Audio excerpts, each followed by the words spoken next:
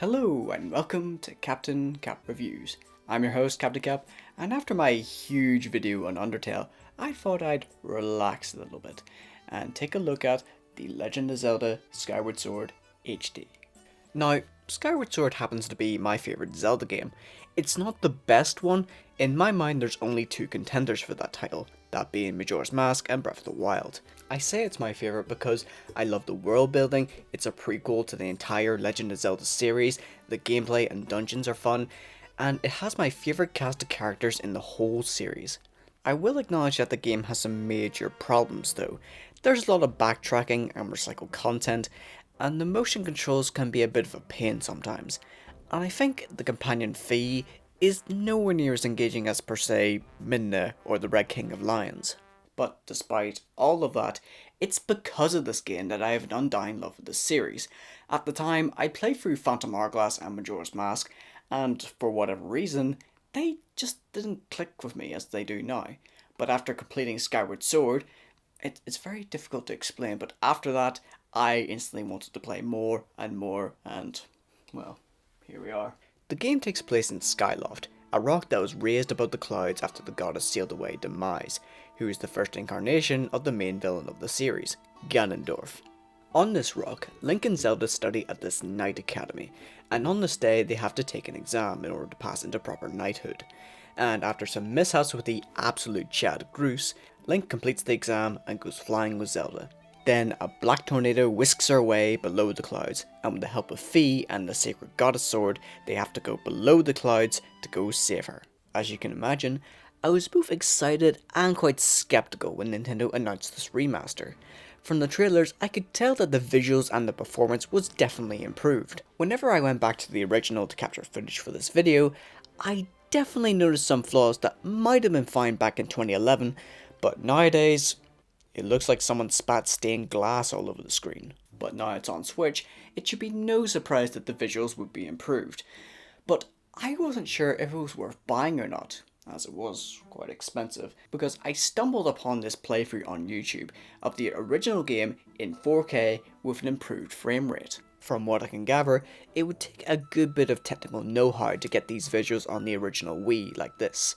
But once you know how, you probably wouldn't have any reason to buy the Switch version. But I think there's only one thing that the Switch version may have over the modded version of the original game, and that being the controls. For the original version of the game, you needed the Wii Motion Plus.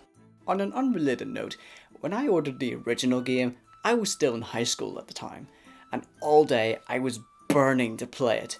And along the way home, me and my mom got stuck in a snowstorm, and it took absolutely forever to get back home. But once I did, I popped in the disc, and I couldn't play it. All because I didn't have a Wii Motion Plus. But once I got it working, the controls worked as they should, while also making you look like a badass while playing. As you can see for yourself, the game is very heavy on its motion controls for combat or for using items. On the Switch version, you get to use either the Joy-Cons or the right stick on the Pro Controller. Compared to the original Wii version, the Joy-Cons feel slightly more precise. As for the Pro Controller, you use the right stick to control the items or the sword, so you can wiggle your waggle in peace. So far, I think it's completely usable, but I won't lie that it feels completely jarring to play this game with a standard controller. Using the right stick to control the sword and the items was a brilliant decision. Personally, I think the Joy-Cons feel more natural to me. Just don't play it on a bus as you might accidentally skyward strike someone. As for the visuals and the performance, it was very prominent in the very first cutscene and in normal gameplay. But that being said, there's still some noticeable flaws. The tree leaves don't look great. If you look far into the distance, it doesn't have that stained glass window aesthetic, but it's still out of focus, which I think was done in favour of the performance. Also, the game has amiibo support.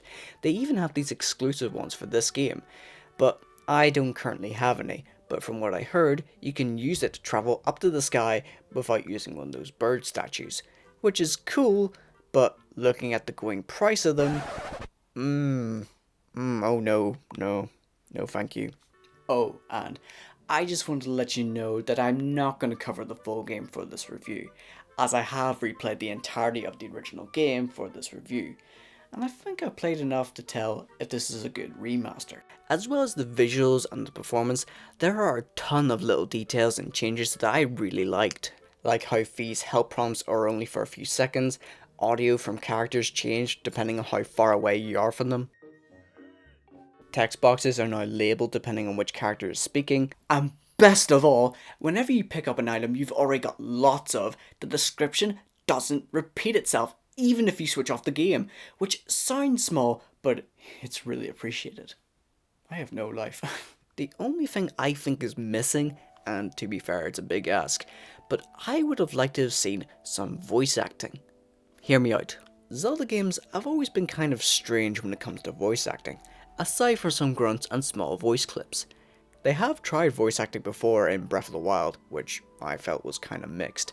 But with Skyward Sword, I see how expressive these models are, and the mouths do move, and I always expect voices to come out of them. But I do realise how hard it would be to reanimate these models to fit the new voice lines, and part of the charm from Zelda games is that you can only imagine how each character will sound. It feels more personal to you. It's like when you read a book and you imagine what each character sounds like. But as it stands, I'd highly recommend Skyward Sword HD, and it makes me optimistic for more Zelda remasters like Wind Waker or Twilight Princess or even the Nintendo 64 ones. I think it's especially good for newcomers, but for veterans like myself, I'd wait for a price drop as it really is a beat for beat remake. I've been Captain Cap, and excuse me, I'm getting a call.